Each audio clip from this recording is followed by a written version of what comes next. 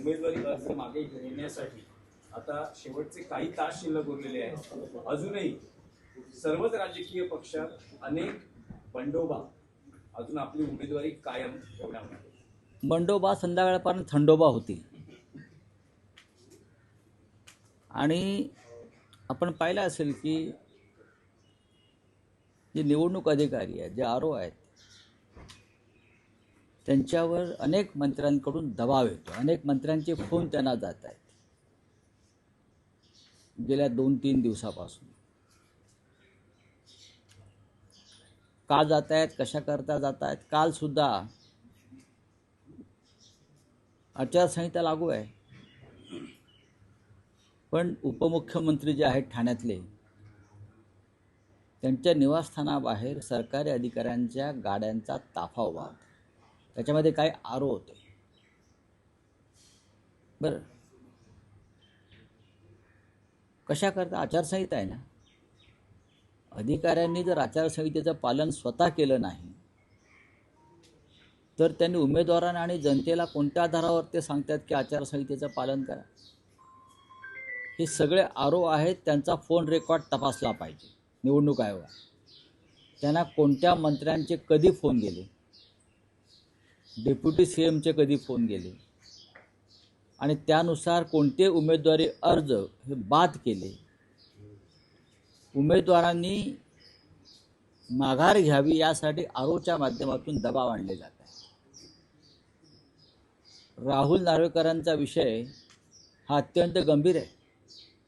जरी त्यांनी काल मला उत्तर वगैरे काय म्हणतात ते दिलं म्हणतात, बरोबर ना. ते काय मला उत्तर देणार, काय देणार? शिवसेनेतूनच त्यांचा प्रवास सुरू झालेला आहे, आम्हाला माहिती आहे.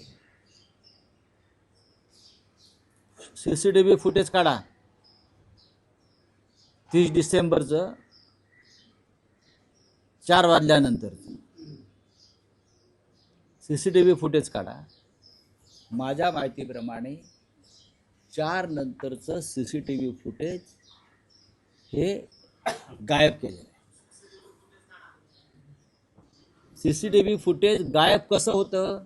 विधानसभा अध्यक्षांचं कसं होतं? भूषण गगराणी हे पालिकेचे आयुक्त आहेत, तेही या कट कारस्थानामध्ये सामील झाले आहेत का? आणि मी कशाला म्हणतो, निवडणूक आयोगाने चौकशी सुरू केलेली आहे. पण चौकशी सुरू झाल्यावर या प्रकरणात ज्या विधानसभा अध्यक्षांनी धमक्या दिल्या आहेत उमेदवारांना विरोधी पक्षाच्या, CCTV फुटेज गायब होत आहे. ही यंत्रणा यांची. महापालिका आयुक्तांनी याचं उत्तर दिलं पाहिजे. आणि ते जे आरो आहेत त्या विभागाचे, त्यांची चौकशी व्हायला पाहिजे. हे संपूर्ण महाराष्ट्रात सुरू आहे. जळगावला उमेदवारांचं किडनॅपिंग केलं माघार घेत नाही म्हणून, आणि जबरदस्तीने माघार घ्यायला लावली आणि बिनविरोध निवडून येण्यासाठी. ही जी स्पर्धा सुरू झाली या निवडणुकीत बिनविरोध निवडून आणण्याची, ही फक्त धमक्या, पैशाचा वापर, ब्लॅकमेलिंग, दहशत काय करतात राज्याचे मुख्यमंत्री आणि या राज्याचे निवडणूक आयुक्त. इतक्या मोठ्या प्रमाणामध्ये कधी महानगरपालिकेला बिनविरोध लोक निवडून आलेच नव्हते. कल्याण डोंबिवली यांच्या बापाच आहे. कल्याण डोंबिवली मोठे मिरवणुका काढतात विजयाच्या. आम्हाला माहीत नाही कशा धमक्याने, कसे ब्लॅकमेल करून आणि कसं दहशत निर्माण करून लोकांना मागे घ्यायला लावलं.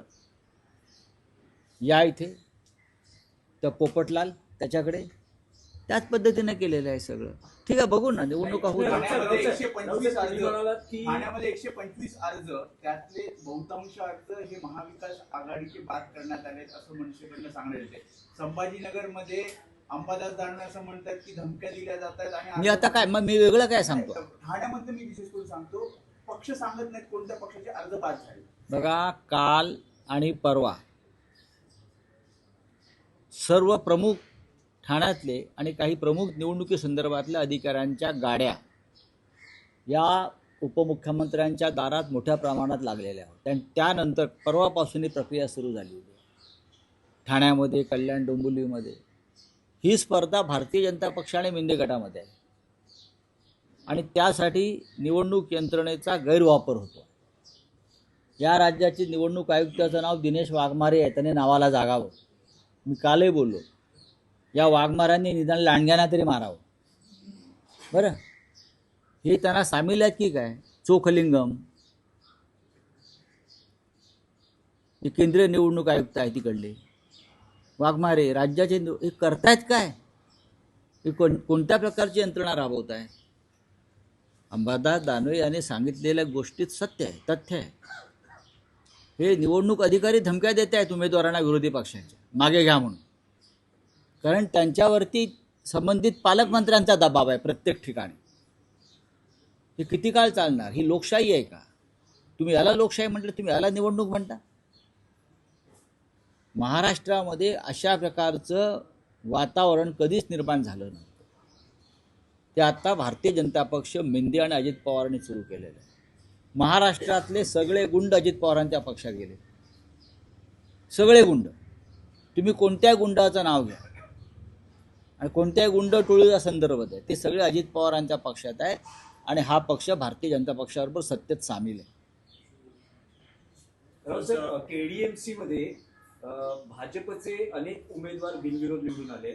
तिथे ठाकरे बंधूंचे उमेदवार होते का आणि त्यांना काही धमक्या आल्या का? तुमच्याकडे काय धमक्या माहिती आहे? सर्वत्र आलेल्या आहेत. जळगाव, पुणे, संभाजीनगर, मुंबईत धमक्या देत आहेत. पण त्या धमक्यांना भीक घालणारे आम्ही नव्हे, अजिबात नाही. आम्ही तुमच्या छाताडावरती उभं राहून भगवा फडकवू, हे मी आत्ता सांगतो. मुंबई आणि ठाण्यामध्ये त्यांच्या पायाखालची वाळू सरकलेली आहे, मुंबई ठाण्यामध्ये. त्याच्यामुळे त्यांनी हे उद्योग सुरू केले. राऊतसाहेब, आज उद्धव ठाकरे, आदित्य ठाकरे आणि अमित ठाकरे बंधूंच्या उमेदवारांना एकत्रितरित्या शिवसेना भवनात मार्गदर्शन करणार आहे. बरं, असं पहिल्यांदाच होतंय की अमित ठाकरे हे पहिल्यांदा शिवसेना भवनातही जातील.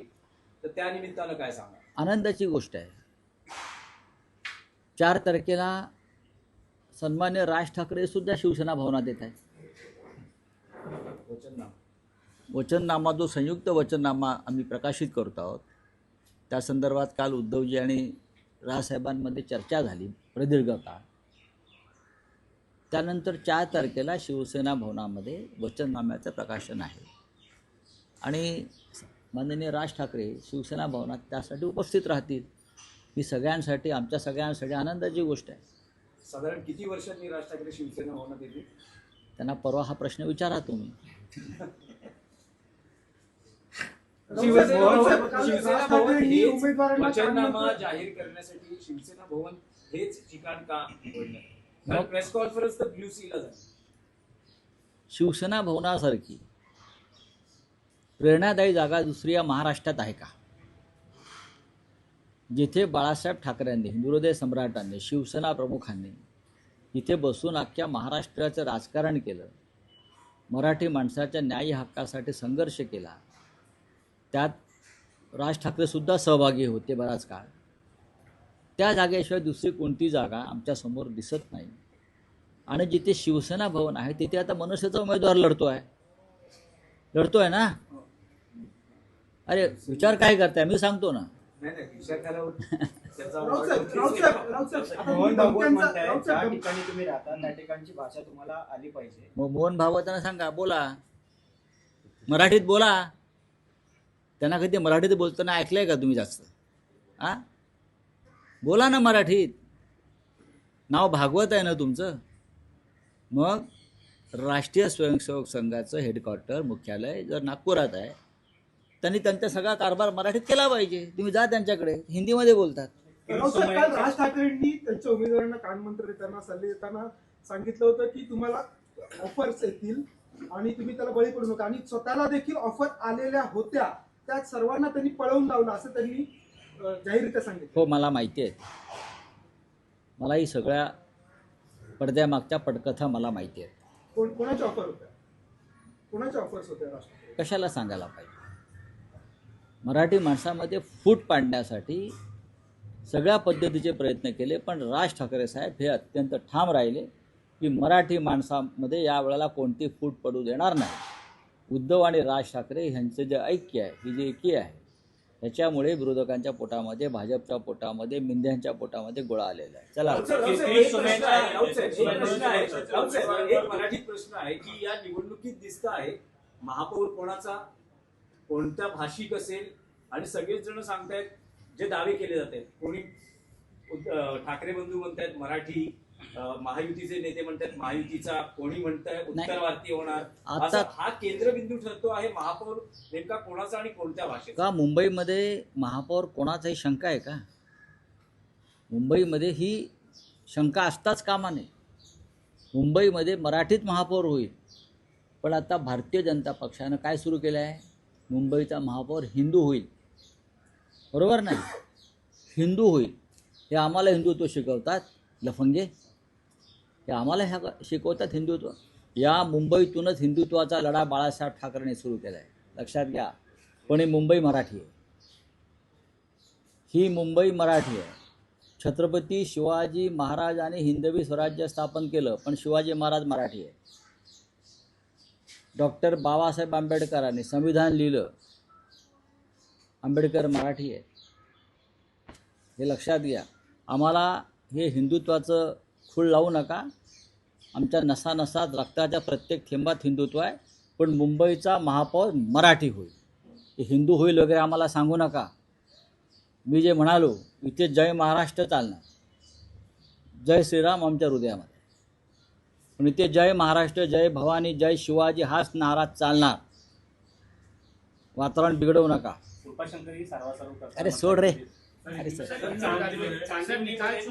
बस हो गया, चलो. हिंदी में क्या है आपका, पूछिए. चलो, हिंदी में क्या है? उम्मीदवार उनके ऊपर काफी मामले दर्ज है. किसके ऊपर? सत्ताधारी पक्ष के जो उम्मीदवार है उनके ऊपर काफी सारे गुनेगारी पार्श्वभूमि के मामले दर्ज है. उन्होंने नियोजक आयोग को जो फॉर्म भारतीय जनता पार्टी अब एक गुंडों की पार्टी बन गई है. आपको मालूम है ना, ऑफिशियल ये गुंडा पार्टी बन गए. उनके जो साथी अजित पवार, उनके पार्टी में महाराष्ट्र के सब गुंडों के जो डॉन है, उनके पार्टी से चुनाव पुणे में लड़ रहे हैं, मुंबई में लड़ रहे हैं, नासिक में लड़ रहे हैं. ऐसी पार्टी भारतीय जनता पार्टी हमेशा नैतिकता की बात करती है, हाँ, संस्कार की बात करती है, और सभी गुंडों को और भ्रष्टाचारियों को अपने पार्टी में लेकर उम्मीदवार बनाती है. तो आप उनसे क्या उम्मीद कर सकते हैं?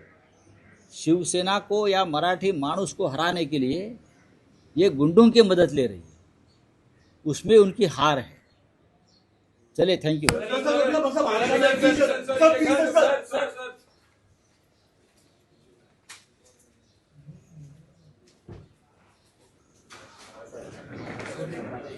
सर